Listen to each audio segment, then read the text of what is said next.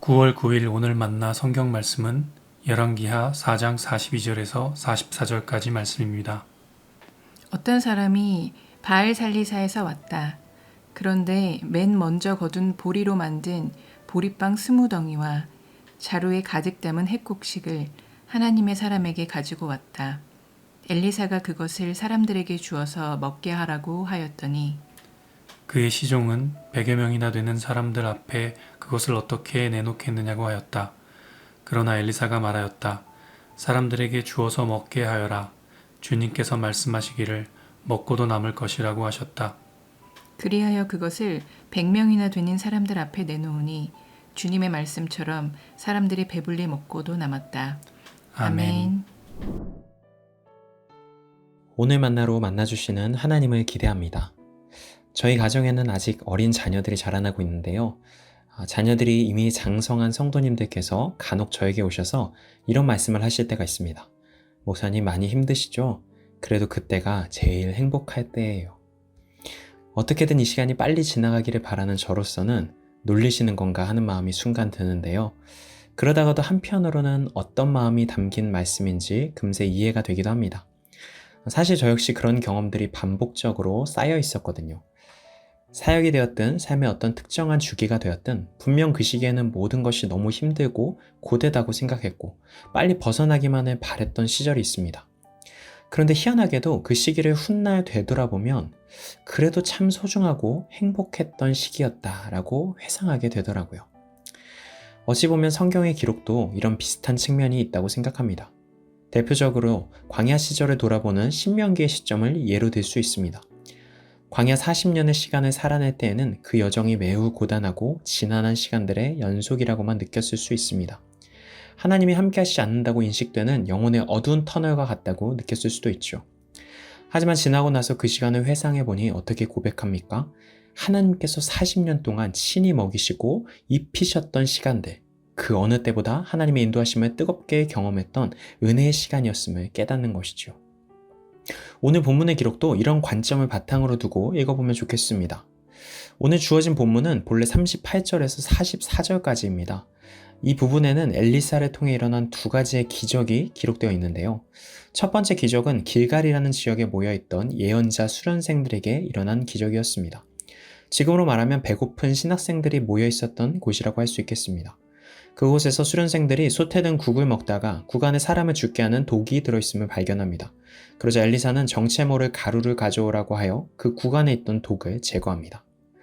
두 번째 기적은 신약의 오병이어 사건과 흡사한 기적입니다. 한 사람이 보리떡 20개와 햇곡식 이삭을 함께 나누고자 엘리사 앞에 가지고 옵니다. 100여 명이 먹기에 턱없이 부족한 양이었지만 엘리사는 그것을 사람들에게 나누라고 명령하죠. 그랬더니 모든 사람들이 먹고도 남게 되는 기적이 일어납니다. 38절의 기록을 보면 이 두 기적이 일어난 공통적인 시대적 배경이 있었는데요. 바로 극심한 흉년의 시기였습니다. 이런 상상을 함께 해볼까요? 기본적으로 모든 성경은 기록되어 있는 사건이 발생한 후에 한참 후대에 작성된 역사의 퇴적물입니다. 그렇다면 구약성서를 기록하던 유대인들은 후대에 이 사건을 어떤 마음으로 회상하고 어떤 마음에 담아 기록했을까요? 흉년이라는 것은 엄연한 결핍의 상징입니다. 객관적으로 볼 때 누구나 피하고 싶은 한계와 절망의 골짜기가 곳곳에 가득한 고된 시절이었을 것입니다. 그러나 유대인들은 이 시절을 회상하며 도리어 정반대의 고백을 적습니다. 44절입니다. 그리하여 그것을 100명이나 되는 사람들 앞에 내놓으니 주님의 말씀처럼 사람들이 배불리 먹고도 남았다. 가장 뚜렷하고 명료한 결핍의 시절, 서둘러 벗어나기만을 바랬던 그 시절이었으나 돌아보니 하나님의 넘치는 보살핌과 돌보심이 있었다는 고백입니다. 그리하여 흉년이라는 객관적 결핍의 상징은 하나님의 경륜 안에서 주관적 은혜의 결정체로 변화됩니다. 사랑하는 성도 여러분, 오늘날 여러분의 삶을 메마르게 하는 흉년과 같은 문제들은 무엇입니까? 음식을 쓰게 만들었던 독소와 같이 여러분의 내면과 자존감을 썩어버리게 만드는 죄성은 무엇인가요? 어쩌면 우리는 오늘도 이래서 안 돼, 저래서 안 돼라고 핑계댈 만한 수많은 상황 속에서 살아가고 있는지 모릅니다. 그래서 하루빨리 이 시절이 지나가기만을 바랄 수도 있겠죠. 하지만 하나님께서는 우리들의 삶의 반복된 패턴을 통해서 중요한 진리를 배우게 하십니다. 마치 매년 겨울이 지나가고 봄이 돌아오면 죽음의 기운은 물러가고 생명의 기운이 가득 차게 되는 것과 같이 말이죠. 지금 닥친 인생의 흉년 가운데서도 하나님께서는 결국 말씀으로 그 영혼을 부족함 없이 풍족하게 먹이신다는 진리 말입니다. 사방으로 우겨쌈을 당하더라도 거꾸러뜨림을 당하여도 결국 무너지지 않는 예수의 생명력을 우리의 존재와 삶에 채워주실 것입니다. 그래야 훗날 이 시간들 역시 참 행복한 하나님과의 동행의 시기였다라고 고백하게 하실 것입니다. 그러니 성도 여러분, 우리의 존재를 흔드는 시절의 냉혹함에 무너지지 않고 여전히 약속한 말씀대로 이루어가실 하나님을 더 크게 바라보는 우리 모두가 되면 좋겠습니다.